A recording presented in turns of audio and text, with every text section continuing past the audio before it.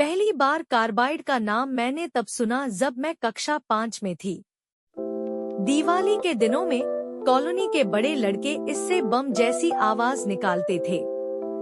मैं और मेरी सहेली प्रिया उनका देखा देखी कार्बाइड से बम जैसी आवाज निकालने के प्रयास करते थे। एक पुड़िया की कीमत 25 पैसे होती थी। डर भी लगा शुरू में, लेकिन प्रिया, वो तो टॉम बॉय थी, उसके साथ मेरी भी हिम्मत बढ़ गई। कार्बाइड में एक बूंद पानी लगाया, ऊपर एक छेद वाला डिब्बा रखा। जैसे ही गैस बनी, डिब्बे में बने छेद को आग दिखा दी। गैस धमाके की आवाज के साथ डिब्बा लेकर ऊपर उड़ जाता और हमें लगता जैसे हमने दुनिया जीत ली। बीएससी करते टाइम यह भी पता चला कि कार्बाइड से वेल्डिंग भी होती है। अब पता चला कि कॉलोनी के बड़े लड़के कभी कभी पास के मार्केट में वेल्डिंग की दुकान में चक्कर लगाते क्यों दिखते थे। जब मेरे और प्रिया के पास 25 पैसे न होते तो हम कॉलोनी के बड़े भैया से कार्बाइड लेने का प्रयास करते। एक बार हमने कार्बाइड की पुड़िया का जुगाड़ कर लिया और अगले दिन बम फोड़ने का प्लान किया। पुड़िया मैं अपने घर ले आई।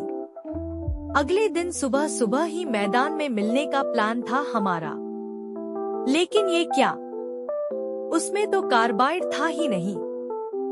आसपास कार्बाइड के टुकड़े खोजने की नाकाम कोशिश इसलिए नाकाम हुई क्योंकि हमें पता ही नहीं था कि कार्बाइड हवा के संपर्क में आते ही गैस बन जाता है। दूसरी बार कार्बाइड हाथ में तब आया जब मैं 8वीं में थी। बगीचे से आम आए थे और हमें उसे फटाफट पकाने था, नहीं तो दादी आमों को पुआल के साथ ढककर कम से कम 5 दिन के लिए रख देती। हमें तो फटाफट आम पकाने थे। हमने ढेर सारे आम अखबार में लपेटे और उनके बीच कार्बाइड का एक छोटा सा टुकड़ा रख दिया। अगली सुबह हमें सारे आम पीले पीले पके हुए मिले। अब हम आम ऐसे ही पकाने लगे थे। एफएसएसएआई ने कई बार छापेमारी में ऐसे आमों को जब्त किया है और उन्हें नष्ट भी कराया है। यह ट्रिक अभी भी चल रही है।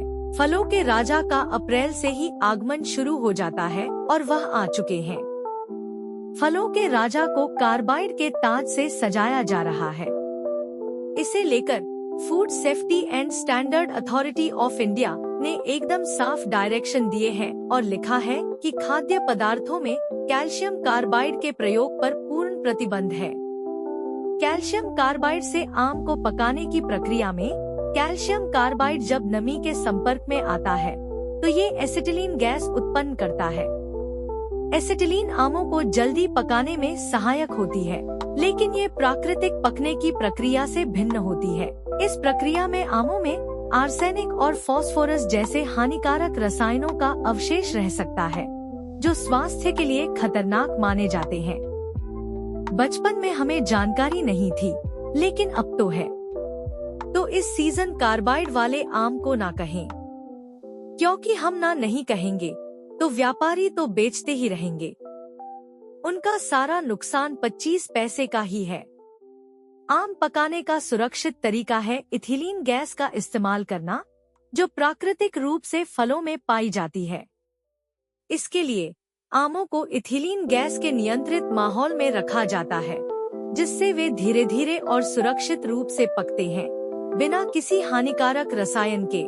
यह विधि स्वास्थ्य के लिए सुरक्षित है और आम के स्वाद को भी बरकरार रखती है।